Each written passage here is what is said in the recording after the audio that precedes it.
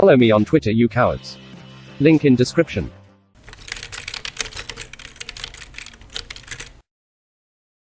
Hello everyone, welcome back! Today we're going to be talking about The Falcon and the Winter Soldier, Episode 5, Truth, which, to be truthful, is probably the best episode so far, and I am loving this show so much. It is so much better than WandaVision, in my opinion. WandaVision, like the first 3 episodes of WandaVision, felt like it was like building up to something, so I was like, okay, it's okay, that's fine. And then the middle 3 episodes were amazing, and the last 3 episodes just kind of stumbled to the finish line, but this show, like, pretty much every single episode has been fantastic. So, let's talk about this a little bit. So first of all, the direction and cinematography on this episode is just amazing. Like especially the scenes with Sam and Bucky where they're like training with the shield. Oh my god, it looks amazing.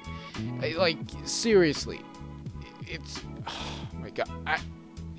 There are no words. So something else to talk about. There was word a few days before the episode came out that there was going to be a cameo by a big celebrity, and it was supposed to be a significant role that would be a big thing in the MCU, and that we just didn't know like what the role was. But Grace Randolph said that she knew who it was going to be that was showing up, but she wasn't going to say, but that she didn't know what character it was. And a lot of people were kind of skeptical of it, which is understandable after WandaVision, because, you know, there was from the beginning of WandaVision, people were talking about like a big MCU character cameoing in an episode, whether it was Mr. Fantastic or Professor X or whatever, and Paul Bettany teased that in the last episode there'd be a big thing. So a lot of people were like, okay, sure. And then we did get the cameo today of Julia Dreyfus as Contessa, who, you know, she only had a small little role here where she was kind of talking to John Walker, but apparently she's going to be having big effects, presumably next episode, and also beyond that. So for those of you who don't know, in the comics, she is kind of involved with S.H.I.E.L.D., and there are kind of 2 places that they could go with her. One is she could become Madam Hydra, which is her like villain name in the comics, and she is very involved with the Thunderbolts, which is a kind of a team of reformed supervillains, and a lot of people have been saying that they should make a Thunderbolts show in the MCU, and it's been reported and rumored for years now that they're working on something Thunderbolts related at the MCU, and now it seems that maybe they're gonna do that with Madam Hydra, Zemo. Maybe we get like Abomination or the Leader.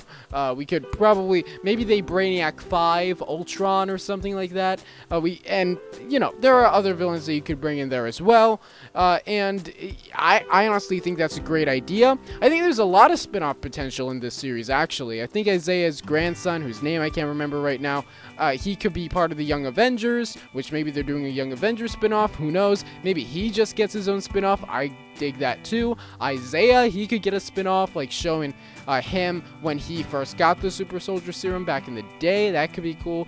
There's a lot of potential there. But anyway, back to Madam Hydra. In the comics, she's also kind of a Skrull and main part of Secret Invasion. So if they rolled her into being a main character in the Secret Invasion series they're making, that could be cool too.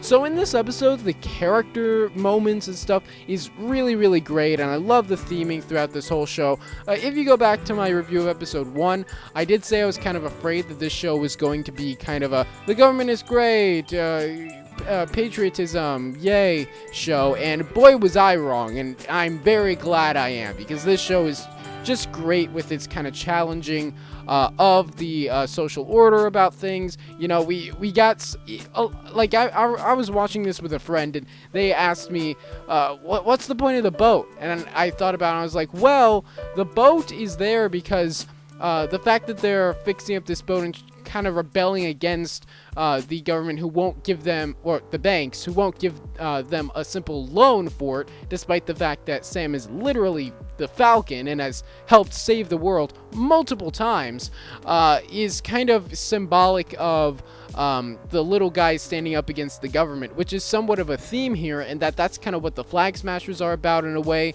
The idea that the government isn't really helping people and that they should return to kind of a one world, one people form, but at the same time, it's kind of it's one of those fairly tropey situations of, yeah, the villains may have a pretty good point, but they're villains anyway because they're hurting people, you know? There's also Bucky's conversation with Zemo, which is really great, and how he's like kind of showing his growth in rebelling against his Winter Soldier roots. I think that was great.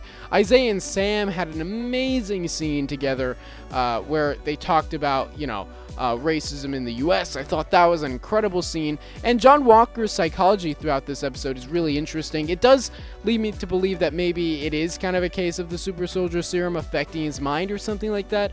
We'll see if they like explain that, or if he's just kind of or maybe it will just be this idea of like, this is what happens when you put someone out on the field and just tell them to do orders and force them to do unspeakable things, which I think could be really interesting. And when he's in the court and he's talking about, I did all the things you told me to do. I've been going with your policies for years and years and years. It's a really great look into that character's psychology and the toxicity of that kind of system of rewarding obedience over time. I think that's fantastic too. It does feel a little sidelined and a little bit like it doesn't completely add up at times, but I think it's really great. And I think right at the end when we get that mid-credit scene of him trying to make his own shield after he's cast out of being Captain America, I think that's really great too. Maybe he'll have redemption or something in the last episode. We'll see. Who knows? But that's really cool. Yeah, that's pretty much everything I have to talk about this episode. I am really looking forward to next week's episode. Let me tell you, if the next episode isn't amazing and it doesn't wrap this up, I don't know what I'm going to do. I'm going to be so disappointed, not to put any pressure at the folks at Marvel. But yeah, I'm really looking forward to next week's episode. Let me know your thoughts in the comments, what you liked about this episode, what you're looking forward to for next episode. Don't forget to subscribe for daily videos on the franchises you love, and I'll see you tomorrow. Bye.